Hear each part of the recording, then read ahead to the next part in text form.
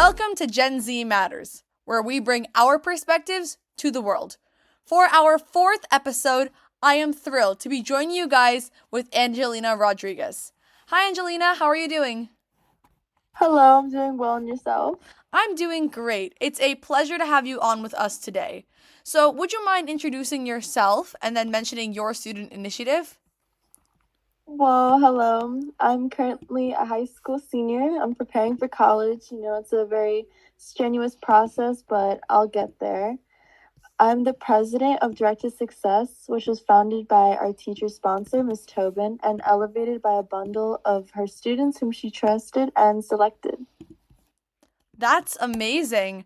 Well, good luck right now, just off the bat, preparing for college. I know that's definitely a stressful time, but would you mind talking a little bit about your initiative itself and what you guys are doing? Well, our initiative targets a combination of a social and environmental issue in our community: homeless encampments and homelessness in general, being unsheltered, and aquifer contamination. So that's the gist of it. Wow. That's really interesting. I haven't personally really thought about those two issues before. What kinds of necessarily problems are you solving in those two separate areas and departments? Well, to go more, deeper into it, the connection derives from the contaminants that fester in homeless encampments that are dragged into aquifers through surface runoff and end up dirtying our primary sources of clean water. Huh. Well, so of course, I think that the work that you guys are doing is incredible, but specifically, how is the runoff that goes into the aquifers really dangerous for these encampments? Well, I acknowledge that homeless encampments aren't the primary source of aquifer contamination, but I think it's a small piece that we can stop. And it's also dangerous for individuals that are unsheltered as well, living in these conditions, not having access to restrooms, living on the streets. It's a very unsafe environment, and we want to prevent that from happening to many people. Yeah, I agree. So I think that specifically the work you're doing, it's not very, popularized because a lot of people haven't really heard of it. So I think that the initiative that you guys are doing, bringing that sort of message to the world of how dangerous this is and how we can try and improve it in our communities is really important. So specifically, with your student initiative and your organization, how do you kind of help out in your local community, or what is the change that you make in your local community? Well, we create events that are about our initiative. Like, for example, at our school, we had an event where we had over 300 students in attendance, and we had guest speakers from different organizations, including Homeless Trust, which we are officially partners of. And they were basically, talking about their personal stories with homelessness and also resources, whether you're going through homelessness or what you can do to volunteer and help out. Oh, wow. That's awesome. I think that the fact you were able to even organize such a huge event with many different organizations, applause to you. You guys are doing fantastic work. So, specifically, how do you guys engage your community aside through your events? So, I know you guys have mentioned the one that you just recently hosted, but do you guys also have other social media platforms that you guys use? Well, currently we only have Instagram and in our school because we're more local for now, but as we're trying to go national, we're on the works of developing a website that everyone can access. That's awesome. I know that web development itself is hard. So, great job for trying to do that. I think that so far, what you're doing, especially on the local level, you guys are really making a change.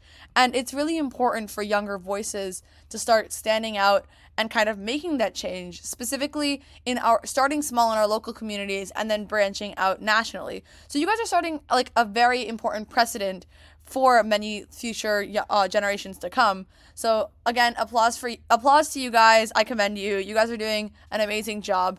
So specifically, I think connecting back to your initiative, we could probably have a small conversation about kind of the change you're making and how social media change kinds of differs from the real life change that people are making in their own communities. So, would you like to speak about kind of the activism that goes on social media? Yes, of course. I do acknowledge that social media is honestly, it's a great way to connect with people nationally and internationally.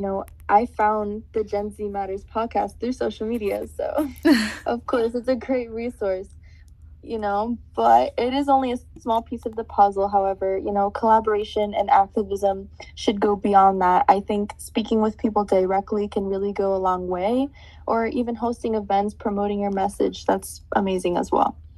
Yeah, I agree with all of the points that you're bringing up. So, especially with social media, I think that the definition of change is kind of warped there in a sense. Because when we're looking at the actual effects that are coming from social media, a lot of the time it's just, the idea of change. So, people can be putting up, like, for example, during the Black Lives Matter movement, just putting up a fist as their profile picture and saying that they're going to do a bunch of things.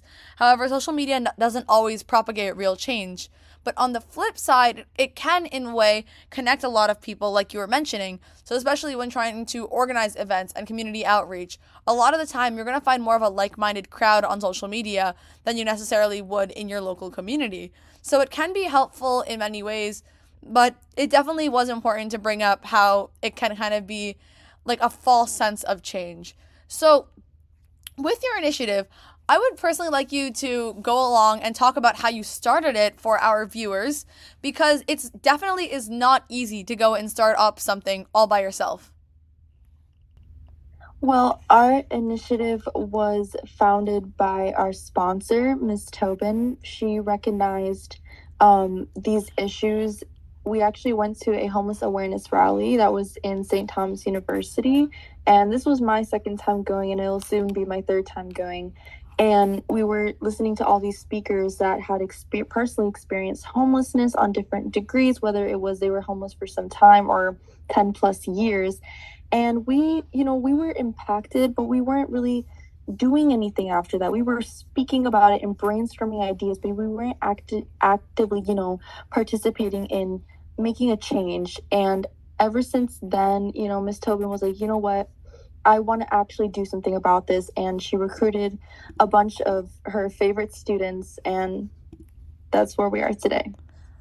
That's an amazing starting story because like even being able to identify an issue in your community is like a great place to start off and then keep working up from. So I know specifically when trying to start local initiatives in my own community, it's really hard to try and figure out necessarily what the group would like to be doing. But I think the first key step would definitely be identifying that kind of problem and what we can improve both in our local communities and even globally if we can get to that level. So, how did you guys sort of plan the events when you guys were doing the organizational skills? Well, we had some help in planning out our events because we're a part of an Earth Optimism program that's with the Smithsonian affiliates. So we had some aid as well as we also have sponsors from History Miami Museum. Now, I recognize that this is, a unique program that many people might not have access to, but I think honestly, just reaching out to people, who knows, someone might want to work with you, maybe a teacher or an organization. You just never know. You just got to try. That's what I'd say. Yeah, I definitely agree, especially with the thing about networking and reaching out. Because, first of all, like another great job for even getting the Smithsonian to help you guys and back you guys as a sponsor, because that in and of itself is not necessarily an easy thing to do. And especially when trying to build up your own kind of project or initiative, you're not going to be able to just do it by yourself. You're definitely going to need the help of either your peers or sponsors or trusted advisors. So I think that the importance of really networking and reaching out really needs to be highlighted specifically. So I know when starting my podcast, Gen Z Matters, I started solo as more of like a solo one woman operation, which is what I'm still doing now. But in the beginning, especially, it was hard to try launching the Instagram account and then start filming and really understanding things. So, when kind of working up with your organization from the ground up, especially with your teacher advisor, how would you say that like the work was kind of divided up and how did you guys really make your initiative more efficient over time? Well, at first, initially, everyone was just one big group. We kind of just did a little bit of everything. You know, we kind of had our own roles, but we kind of just went around doing many different things. But recently, we've established an executive board for our initiative, and I think that's going to be very effective in the long run, because everyone's going to have, you know, a set role. And of course they can, it can overlap once in a while, you know, helping out in different things, but I think having everything established and in order, that's very helpful. Nice. Could you tell us a little bit more about the executive board? Well, it was made very recently. We have, we have two levels to it. So it'd be an executive board, and we're going to have general recruits that will help us with our journey. Yeah, I definitely think that the importance of having an executive board and even just regular members in an initiative or an organization, it's very important because like I was mentioning, it's really difficult to do all of the work by yourself, so delegating tasks is very important. So, how did you guys kind of grow the membership of your initiative and organization? Honestly, just reaching out, like anyone that was interested, we reached out. We were like, hey, if we noticed anybody that we knew was good for a position, like for example, if we knew a really good artist, you know, we would reach out to them.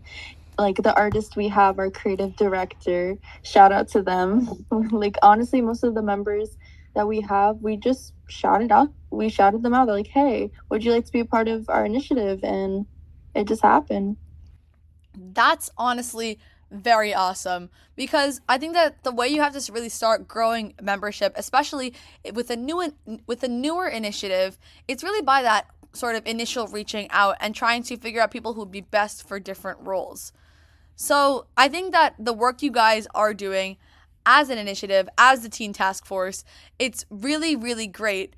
And specifically, really targeting those specific problems in your community and kind of working together things for local events, it's certainly very awesome. So, if you had one piece of advice for someone who was going to be starting their own initiative, what would that be? Don't be afraid, because what you're doing, whether you have a small group following you or a large audience, you're doing a great thing. That's what I would say. I think that that is a beautiful way to wrap up this episode. That's the perfect quote to leave us off with. So, thank you so much, Angelina, for joining us today. I'm going to be linking all of the social media platforms down in the description for Direct to Success. So, thank you so much for joining us again. Please go and support Direct to Success on their social media platform and their Instagram. And then for anyone who is ready to start their own initiative in their community, feel free to take that first step. And lastly, support Gen Z Matters on YouTube, Instagram, RRS, and Spotify. All the links will also be provided down in the description. Thank you so much for joining us again, Angelina, and signing off. Bye!